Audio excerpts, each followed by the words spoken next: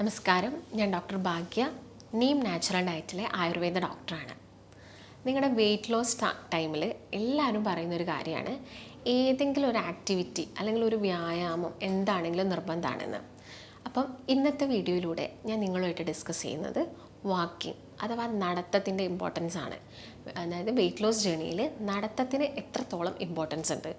എല്ലാ എക്സസൈസിനും അതിൻ്റേതായ ഇമ്പോർട്ടൻസ് ഉണ്ട്. പക്ഷേ നടത്തം എന്ന് പറയുന്ന സമയത്ത് കുറച്ചൊരു പ്രായമായ വ്യക്തികൾക്കൊക്കെ അവർക്ക് ഈ ജിമ്മിൽ പോകുന്നതിനേക്കാളും കുറച്ചും കൂടി ഒരു ഇഷ്ടമുള്ള കാര്യം എന്തായിരിക്കും, നടത്തം എന്ന് പറയുന്നതായിരിക്കാം.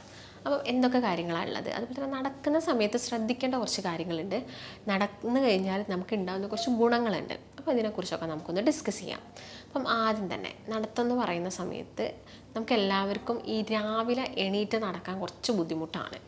ഒരു ഏർലി മോർണിംഗിൽ ഈ രാവിലെ ഏഴാം പുലർച്ചയ്ക്കൊന്നും എണീച്ച് ആരും നടക്കേണ്ട ഒരു ആവശ്യകതയൊന്നുമില്ല. അതായത് ഒരു 5 മണി ടൈമിലൊന്നും ആ സമയത്ത് തന്നെ എണീറ്റ് നടക്കണം എന്നൊന്നുമില്ല.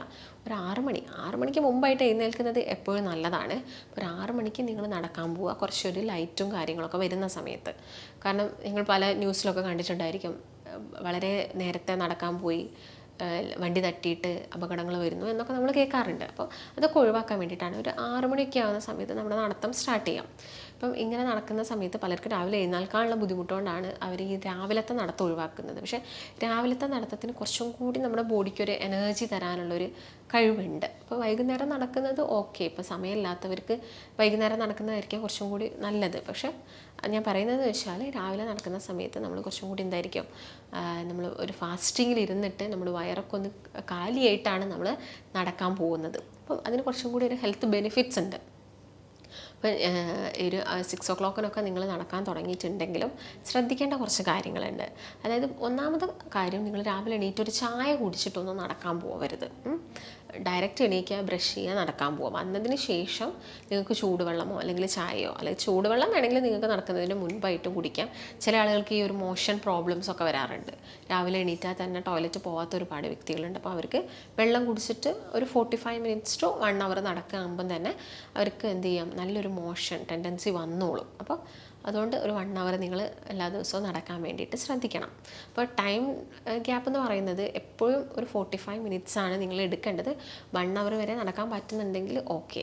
അപ്പം കുറച്ചൊരു പ്രായം എത്തിക്കഴിഞ്ഞ വ്യക്തികളൊക്കെ ആണെങ്കിൽ അവരൊരു ½ an hour നടക്കുക. അത് അത്യാവശ്യം നന്നായിട്ടുള്ളൊരു ഗുഡ് വാക്കിംഗ് ആണെങ്കിൽ വലിയ കുഴപ്പങ്ങളൊന്നുമില്ല. അപ്പം അവരെ സംബന്ധിച്ചിടത്തോളം ചിലപ്പോൾ അവർക്ക് കണ്ടിന്യൂസ് 1 hour പറ്റി 45 minutes പറ്റിയെന്ന് വരില്ല. അപ്പം 20 minutes രാവിലെ നടക്കുകയും 20 minutes ഈവനിങ് നടക്കുകയും ചെയ്യുകയാണെങ്കിലും ഓക്കെയാണ് പ്രായമായവരെ സംബന്ധിച്ചിടത്തോളം. പക്ഷേ ഇപ്പം നിങ്ങൾ അത്യാവശ്യം വെയിറ്റ് ഉണ്ട്, നിങ്ങൾക്ക് വലിയ പ്രായമൊന്നും ഇല്ലെങ്കിൽ നിങ്ങൾ എന്ത് ചെയ്യുക, ഒരു കണ്ടിന്യൂസ് ആയിട്ടൊരു 1 hour നിങ്ങൾ നടക്കാൻ വേണ്ടിയിട്ട് പോവുക. അപ്പം ഒരു ഇനീഷ്യലി നടക്കുന്ന വ്യക്തികൾ ശ്രദ്ധിക്കേണ്ട കുറച്ച് കാര്യങ്ങൾ എന്ന് വെച്ചാൽ, ഞാൻ നേരത്തെ പറഞ്ഞ പോലെ തന്നെ വയറ് ഫുള്ളാക്കിയിട്ട് നടക്കരുത്, അലസമായിട്ട് നിങ്ങൾ നടക്കരുത്.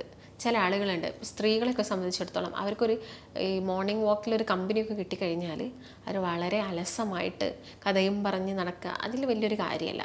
നമ്മൾ നടക്കുന്നതിൻ്റെ ആ ഒരു സ്പീഡും കാര്യങ്ങളൊക്കെ എപ്പോഴും ഒരുപോലെ ആയിരിക്കണം. നിങ്ങൾ നടത്തം സ്റ്റാർട്ട് ചെയ്യുന്ന സമയത്ത് കുറച്ചൊന്ന് സ്പീഡ് കുറച്ച് സ്റ്റാർട്ട് ചെയ്യുക, എന്നിട്ട് പതുക്കെ ഒന്ന് സ്പീഡിൽ നടന്നിട്ട് എൻഡിങ് ആവുന്ന സമയത്തും വളരെ ഒന്ന് സ്പീഡ് കുറച്ചിട്ട് പതിയെ നിങ്ങളൊന്ന് എൻഡ് ചെയ്യാം. അതിൻ്റെ മുമ്പ് ഈ നടത്തത്തിൻ്റെ മുൻപേ വാമപ്പ് ചെയ്യുന്ന ഒരുപാട് വ്യക്തികളുണ്ട്. അപ്പം അങ്ങനെ വാമപ്പ് ചെയ്യുന്നത് നല്ലതാണ്. അപ്പോൾ ജസ്റ്റ് ബോഡി മൂവ്മെൻറ്റ്സ്, അതായത് നമ്മുടെ കൈകൾക്കും വിരലുകൾക്കും കാലുകൾക്കും ജോയിൻസിനൊക്കെ ജസ്റ്റ് ഒന്ന് ഒരു മൂവ്മെൻറ്റ്സും കാര്യങ്ങളൊക്കെ കൊടുത്തിട്ട് പതിയെ നടക്കാൻ വേണ്ടിയിട്ട് നോക്കാം. പിന്നെ ആഴ്ചയിൽ എത്ര ദിവസം നടക്കണം എന്നൊക്കെ ഒരുപാട് പേര് ചോദിക്കാറുണ്ട്. 7 days നടക്കുന്നതുകൊണ്ടൊന്നും യാതൊരു കുഴപ്പമില്ല. പക്ഷേ 5 days നടന്നാൽ മതി, അതിൽ കുറയാതിരിക്കുക. 5 days നടക്കുന്നത് വലിയ കുഴപ്പമില്ലാത്ത കാര്യമാണ്. അപ്പം അതൊന്ന് നിങ്ങൾ ശ്രദ്ധിക്കുക. പിന്നെ ഞാൻ നേരത്തെ പറഞ്ഞ പോലെ തന്നെ ഈ പാട്ട് കേട്ട് നടക്കുന്ന ശീലം ചിലർക്കുണ്ട്. പാട്ട് കേട്ട് നടന്നു കഴിഞ്ഞാലും നമ്മുടെ ആ ഒരു മൂവ്മെൻറ്റ്സും കാര്യങ്ങളൊക്കെ കുറയും. നമ്മൾ ചിലപ്പോൾ പാട്ടിൽ അലിഞ്ഞു പോയിട്ട് നമ്മൾ ഒരു സ്ഥലത്ത് നടന്ന ഒരു സ്പീഡിലല്ലായിരിക്കാം നമ്മൾ മറ്റൊരു സ്ഥലത്ത് എത്തുമ്പോൾ. അപ്പോൾ നമ്മൾ കൂടുതലും ഒറ്റയ്ക്ക് ഇതൊക്കെ ഒഴിവാക്കിയിട്ട് അങ്ങ് നടക്കുന്നതാണ് ഏറ്റവും നല്ലത്. കൈയൊക്കെ ഒന്ന് വീശി ഒന്ന് ജസ്റ്റ് നടക്കാം. അപ്പം ഇങ്ങനെ നടന്നു കഴിഞ്ഞാൽ നമുക്ക് അത്യാവശ്യം നമ്മുടെ ഒരു ഹാർട്ട് ബീറ്റ്സും കാര്യങ്ങളൊക്കെ കൂട്ടാൻ വേണ്ടിയിട്ട് ഹെൽപ്പ് ചെയ്യും. വേർക്കും. നിങ്ങളൊരു ഇത്ര കിലോമീറ്റേഴ്സ് നടക്കില്ല, ഒരു 1 hour നടക്കുക, 45 minutes നടക്കുന്നുണ്ടെങ്കിൽ അത്യാവശ്യം നമ്മൾ നന്നായിട്ട് വേർക്കും. അപ്പം അത് ഏറ്റവും നല്ലൊരു എക്സസൈസും കൂടിയാണ്. പിന്നെ ഒരു രാവിലത്തെ ഒരു നടത്തം എന്നൊക്കെ പറയുമ്പോൾ ചില ആളുകളെ സംബന്ധിച്ചിടത്തോളം അവർക്ക് ഒരുപാട് ഒരു ഫ്രണ്ട്ഷിപ്പ് അവർക്ക് ക്രിയേറ്റ് ചെയ്യാൻ സാധിക്കാറുണ്ട് പ്രായമായവരെ സംബന്ധിച്ചിടത്തോളം. അപ്പോൾ അത് നല്ലതാണ്. പക്ഷേ നമ്മളൊരു കഥയിൽ മുഴുകി നമ്മുടെ ആ നടത്തത്തിൻ്റെ സ്പീഡും കാര്യങ്ങളൊന്നും കുറഞ്ഞു പോകാൻ പാടില്ല. അപ്പോൾ അതൊക്കെ ഒന്ന് ശ്രദ്ധിച്ച് നമ്മൾ കമ്പനി വൈസ് ആയിട്ട് നടക്കുന്നതാണെങ്കിൽ കുറച്ചും കൂടി നമ്മൾ രാവിലെ എഴുന്നേൽക്കാൻ നമുക്ക് കുറച്ചും കൂടി ഒരു ഇൻട്രസ്റ്റ് ആയിരിക്കാം. അപ്പം അതൊക്കെ ഒന്ന് നിങ്ങളൊക്കെ ഒന്ന് മെയിൻറ്റെയിൻ ചെയ്തിട്ട് പോവുക.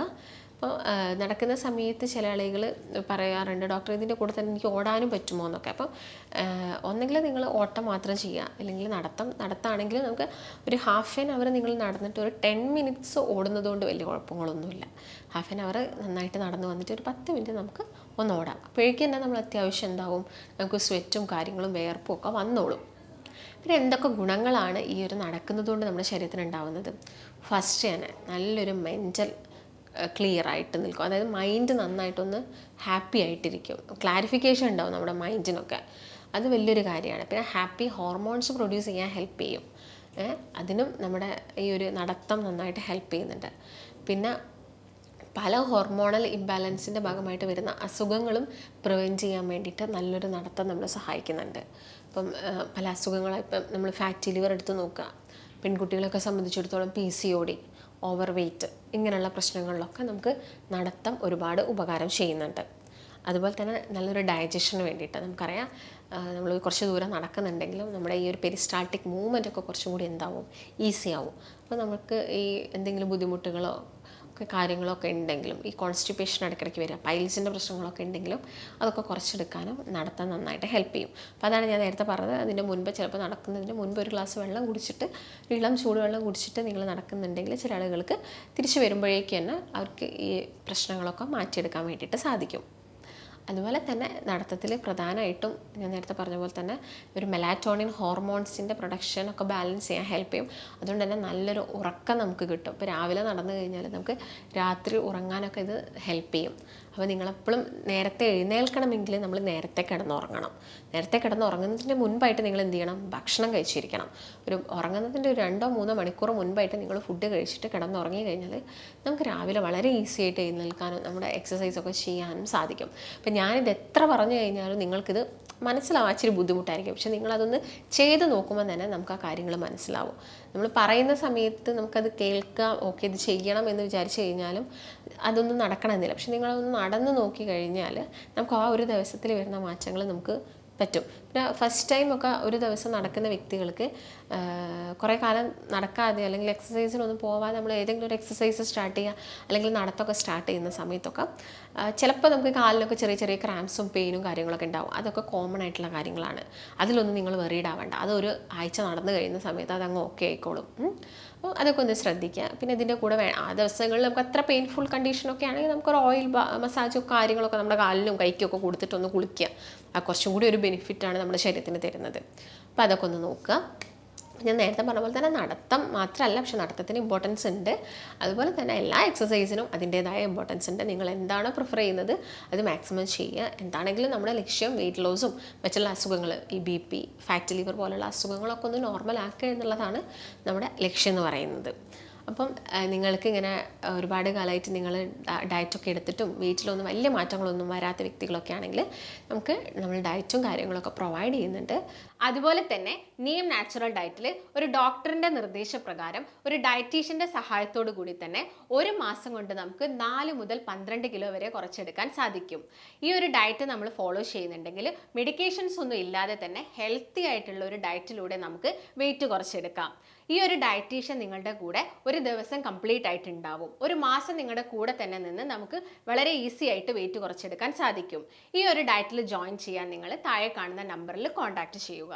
അപ്പം കൃത്യമായിട്ടുള്ളൊരു ഡയറ്റ് എന്താണെങ്കിലും നമ്മൾ വേണം. അതായത് വെയിറ്റ് ലോസ് എന്ന് പറയുന്നത് ഒരു എക്സസൈസിൽ മാത്രം ചെയ്ത് കഴിഞ്ഞാൽ നമുക്ക് വലിയ വെയിറ്റ് ലോസ് ഉണ്ടാവില്ല. ഭക്ഷണത്തിൻ്റെ അകത്ത് നമ്മൾ ഷുഗർ കട്ട് ചെയ്യുകയും അതുപോലെ തന്നെ കാർബോഹൈഡ്രേറ്റിൻ്റെ അളവ് കുറച്ചിട്ട് മറ്റുള്ള കാര്യങ്ങളും ഒക്കെ ആഡ് ചെയ്തിട്ടുള്ളൊരു കൃത്യമായിട്ടുള്ളൊരു ഡയറ്റ് ആയിരിക്കണം എപ്പോഴും നമ്മൾ ഫോളോ ചെയ്യേണ്ടത്. അപ്പം ആ കാര്യങ്ങളൊക്കെ നിങ്ങൾ ഡയറ്റ് സെലക്ട് ചെയ്യുന്ന സമയത്ത് ശ്രദ്ധിക്കേണ്ടതുണ്ട്. ഡയറ്റ് എടുത്തിട്ട് നമുക്ക് ഡെഫിഷ്യൻസിയും കാര്യങ്ങളൊന്നും വരാനും പാടില്ല. അതാണ് മെയിനായിട്ട് നിങ്ങൾ ശ്രദ്ധിക്കേണ്ട കുറച്ച് കാര്യങ്ങൾ. അപ്പോൾ നിങ്ങൾക്ക് ഡയറ്റിൽ ജോയിൻ ചെയ്യാൻ താല്പര്യമുണ്ടെങ്കിൽ താഴെ കാണുന്ന നമ്പറിൽ കോൺടാക്റ്റ് ചെയ്യാവുന്നതാണ്. നമുക്ക് മറ്റൊരു നല്ല ഹെൽത്ത് ടോപ്പിക്കുമായിട്ട് വീണ്ടും കാണാം. നന്ദി.